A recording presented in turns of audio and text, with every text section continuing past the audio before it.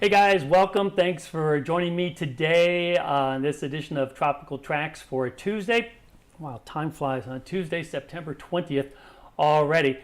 Today is going to be a little bit of an extended version, extended edition, because we're going to do a deeper dive into what we should be doing in South Florida with this very strong tropical wave that's headed into the Caribbean. I know I often say, you know what, once you find out you're not under any threats, you don't have to watch any more of the video. Today, I would encourage you to stick around and watch more of the video. And if you like what you see and hear, by all means, be sure to like, subscribe, get notifications, and also I encourage you to share the video with friends and family and keep everybody on the same page. So as I always do at the start of one of these videos, I just kind of give a cursory overview of what's going on right now. We're going to briefly talk about Major Hurricane Fiona, with winds of 115 miles an hour, has been basically battering the Turks and Caicos today and is threatening Bermuda going forward here. So this is our tropical threats area, and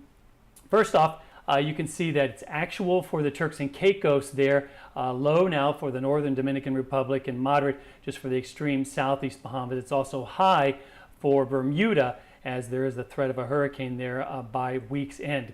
The other area we're watching is down here, and it's this area in the southeast Caribbean, including the Windward Islands, Trinidad and Tobago, as well as Barbados and the northern coast of Venezuela, as this strong tropical wave is forecast to strengthen, likely to become a tropical depression and then eventually a tropical storm. And then what happens after that, it's up ways down the road, but certainly something that we will be watching very, very closely here. For the time being, there are no threats anywhere else in the Gulf, in the Western Caribbean, or in the U.S., except for the threat of very big surf, very rough coastal conditions from the wind swath from Fiona. But all of those areas in the Gulf, as well as Cuba, the Western Caribbean, including Florida, we could start to see some elevating threat conditions going forward, and that's why we're going to kind of take a deeper dive in just a second. First off, on Fiona, let's just get Fiona out of the way because it's our first major hurricane of the year, winds 115 miles an hour. There is the current location of the storm, about 30 miles northeast of the Caicos Island. And then there is the future track crossing Bermuda in the Thursday to Friday time frame, likely Thursday night. And unfortunately, it looks like it's going to be a very close approach there. And then it's going to be an extremely strong storm as it makes an extratropical transition there in the Canadian Maritimes. Going to be a big deal, so folks there are getting ready for Fiona. In terms of Fiona, there's a satellite loop through the day today. You can see the eye has gotten a bit bigger. It did go through what looked like an eye wall replacement cycle, and you can even see some lightning showing up there in some of the heavier bands now as it's moving away from the southeast Bahamas and the Turks and Caicos. There's the visible satellite loop, and you can kind of see that dimple of an eye beginning to show up. All right, down into the far west, southwest Atlantic Ocean there to the east of the TNT, Trinidad and Tobago there, you can see this disturbance. It doesn't really look that impressive, this tropical wave here. Let's take a different look at it here.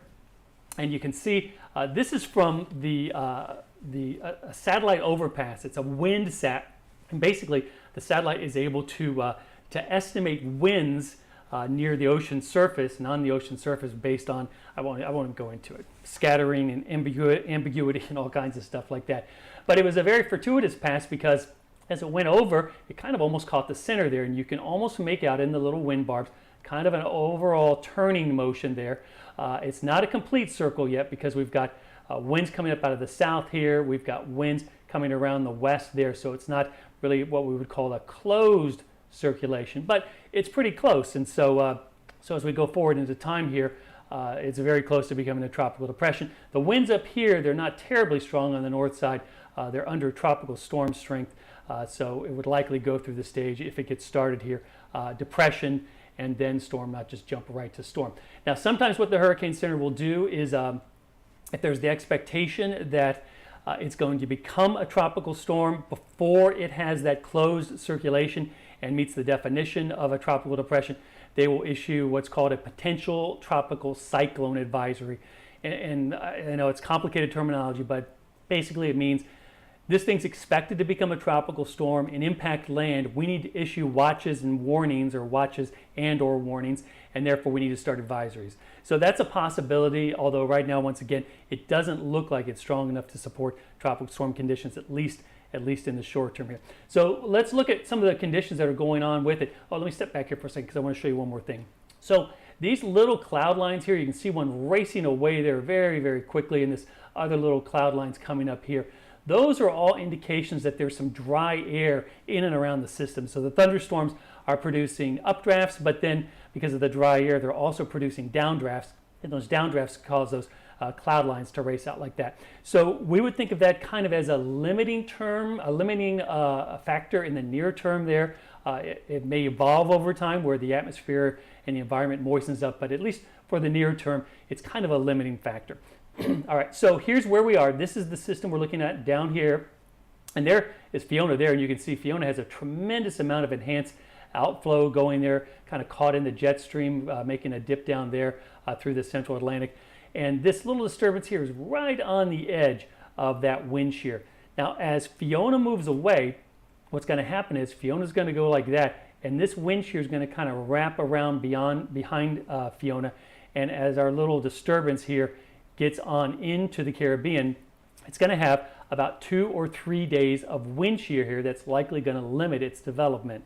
It may not stop it. It may not develop any more than a strong tropical wave as it enters the Caribbean here with very gusty winds and very heavy squalls. But it's a temporary limiting factor there that's in the near term. In fact, if we look at the wind shear forecast, this is from the GFS. I know there's lots of features moving here, but first off, you can see this is the 5-day loop here. You can see Fiona right there moving to the north. There's Fiona's outflow, kind of arcing into the eastern Caribbean there, and there is that little wave that's moving on to the west. So it kind of clips that shear for a little while, but then gets on to the west there. Now over here, you'll note central and western Caribbean, the Gulf, all of this area here, there is very low wind shear by the time we get into the 5-day time frame. So that would be a favorable condition for strengthening, for development, for things like that. So I know it's already out there on the internet, so I'm just going to throw it out here too. I usually like to just kind of limit us to looking at 5 days here, but we're fairly confident that this over time will develop. What it develops into, it's hard to say right now, but the models have been pretty consistent in the short term here in the last few days, and pretty aggressive as well in terms of developing it. So this is the European here now, and this goes out to 10 days. So this is kind of a long timeline here. And you can kind of make out this west motion, west-northwest, and then more of a turn to the west here. And this is all because of the steering currents going on in the upper atmosphere. And you can see that there's some uncertainty here. There are some tracks that stay to the south. They're a little bit quicker. There are some tracks that break to the right and go a little more to the north there. And there's pretty good uncertainty here, especially by the time we get into this latter time frame down here. So too early to tell what's going to happen, too early to tell where it's going to go. It's very, very early, but we know that it's headed kind of in our general direction here. The GFS, on the other hand, kind of makes you go, oh, okay, the GFS. And the reason the GFS makes me go, oh, okay, is because the GFS has pretty good skill, at least it did last year, on its what's called its mean, and that's that black line right there. Does that mean this is coming to South Florida? No. This is very far away. It's very early in our model runs here. We don't have a developed system down here yet. Remember, once the system gets developed and more trackable, the models do much, much better. So lots of uncertainty, but you can kind of see the uncertainty spread here if you look at the big term from there to about there in the GFS. So lots of uncertainty. Could it go over here and be strong? Yes, it could. Could it go up here and be strong? And I made my pin size too big there. Yes, it could. Those are all possibilities but it's certainly something that we are going to be watching, and it's because of these models here that we're going to be watching. And as we go forward, we're also going to be talking about what we are going to be doing here. So with that in mind, let's take a deeper dive.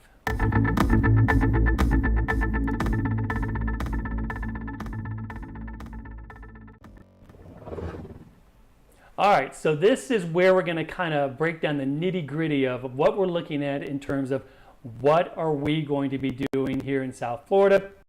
What are folks going to be doing? Obviously, I'm in South Florida, so that's my frame of reference here. You can take from this what applies to your area. That's kind of my takeaway from that. So I like to use the ensembles. I know that you can look at what we call the operational or the scary deterministic models, but that's just one solution. When a system is far away, looking at the ensembles gives you lots of possibilities. And at this point, because we're talking many days away from South Florida or wherever it goes, if it goes anywhere, many days away, we like to consider lots of possibilities. We don't want to focus on one single possibility. So at this point, what we start doing is we say, well, what is the earliest time it could be here? And the reason that we say that is because we plan our hurricane preparations according to a clock. It's not distance. It doesn't matter if a storm is 500 miles or 2,000 miles. It depends when it's expected to arrive and when the earliest possibility is that it could arrive. So we start operating on a clock. A lot of people who don't follow this procedure, they fall into one of two camps. They keep thinking, it's not going to come here, and they do all of their preparations when it looks like it is going to come here, or they wait until the last minute and realize they're too late and they leave. Those are kind of the two camps. Or there are those of us, who hopefully are one of them, that you do your preparations little by little by little, day by day by day, and you start thinking, okay, what am I going to be doing tomorrow if it's still heading this way? And then you think, what am I going to be doing the next day if it's still heading this way? And so on and so on. And each day, that next day, you kind of have in mind what you're going to be doing if it's still heading this way. And then the next day, what you're going to be doing if it's still heading this way. Because one thing you don't want to be surprised. You don't want to put all your eggs in one basket and say, I'll wait till I see more models. Just do a little bit at a time. Trust me, it makes it a lot easier. So this is an ensemble breakdown here. And basically what we're looking at here is those lines, that I showed you from the ensembles. These are the individual members and some of the strongest members. And so we can kind of track them as we go forward into time here. So this is based on the GFS. I'll show you the European here. Here's the European, and hopefully it'll update here. Well, let's go back to the GFS since I've got that at hand.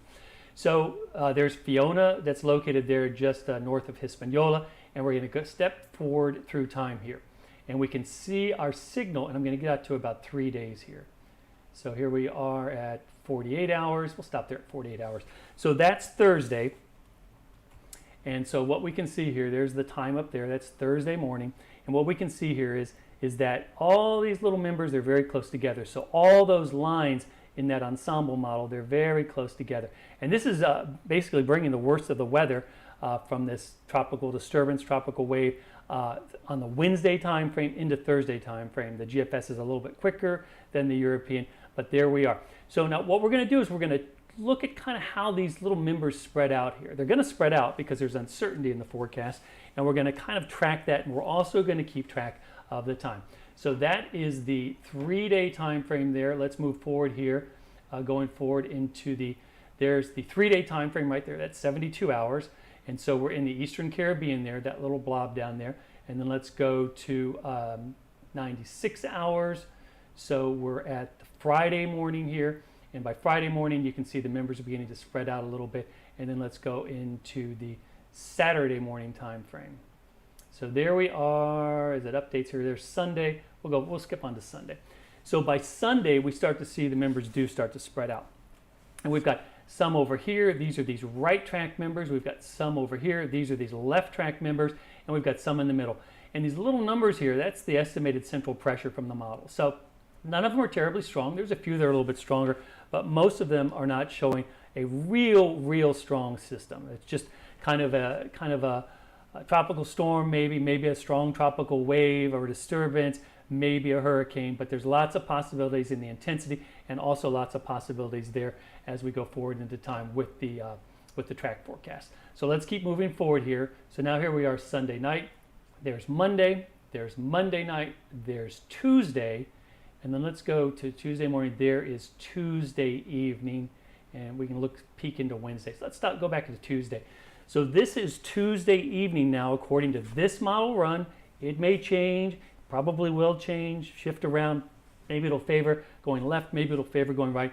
But one thing that we can tell is we've got a lot of spread here. Here are our farthest right members way out there, and our farthest left members are way down there. So we've got this big kind of uncertainty area here, and we call this a cross-track error. Basically, it could go more left, it could go more right. There's not of what we call a long track error. That's where we consider time. What's the time frame there? But one thing we want to note here for our location here in South Florida is these members right there. They're pretty close to us. In fact, they're close enough that if that's where it actually went, we would be feeling the effects. So we're going to say, you know what? Our clock is going to prepare to be ready for the earliest possible, based on this model run, of dealing with tropical conditions Tuesday evening. We'll say Tuesday, Wednesday time frame. So that's our clock now. So now we start preparing based on that going forward.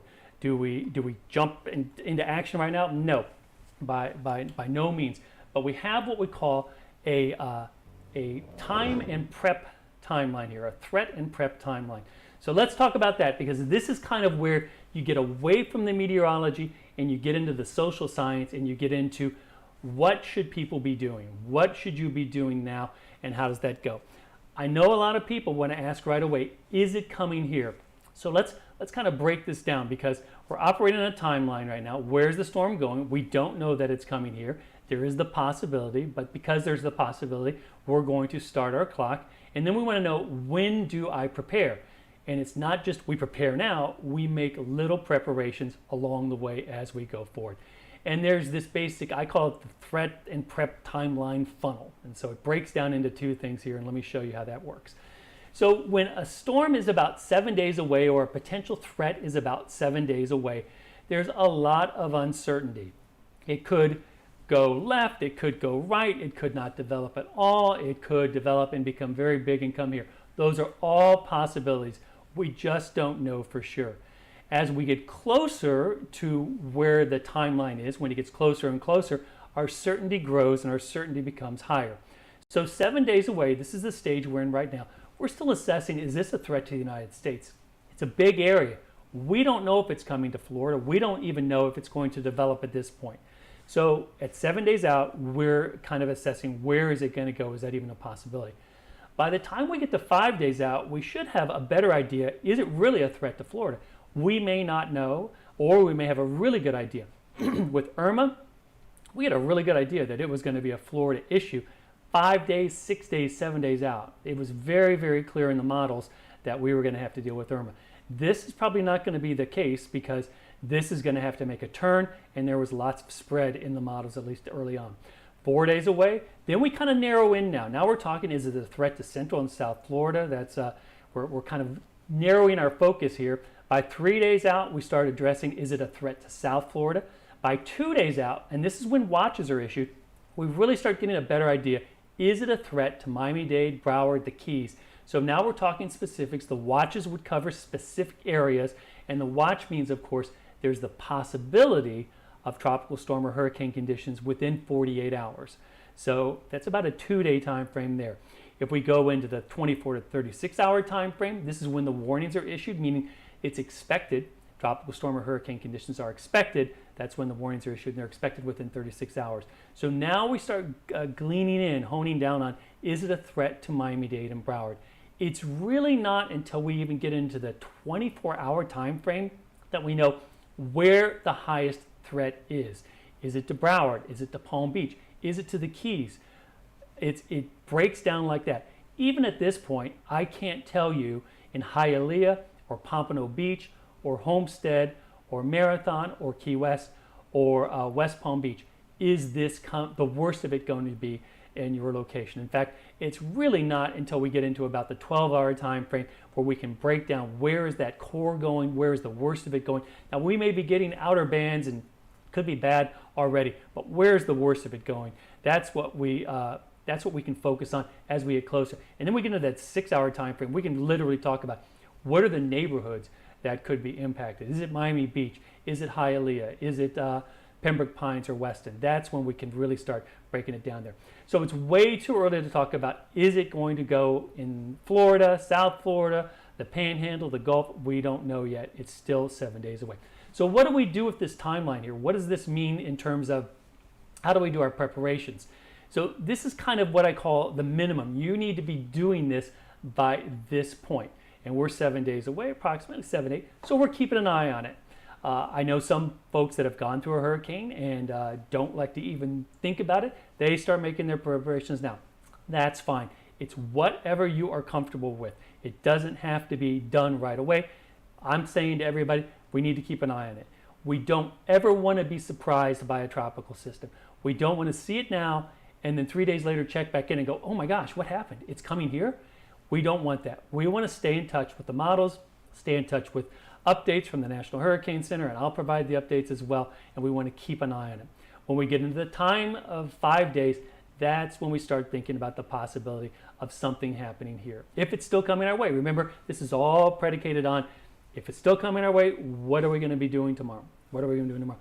And when we start thinking about it, we start thinking about what are we going to be doing tomorrow? Okay, so that's at 5 days out. If it's still coming, we start thinking about what are we going to be doing.